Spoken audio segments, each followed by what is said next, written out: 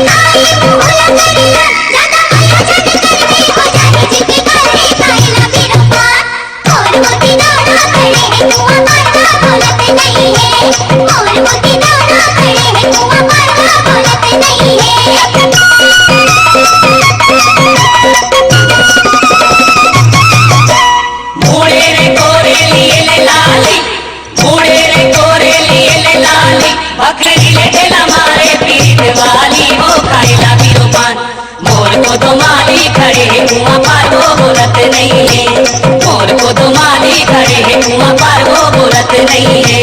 और वो दीवाना खड़े हैं कुआं पार वो बोलत नहीं है। और वो दो माली खड़े हैं कुआं पार वो बोलत नहीं है।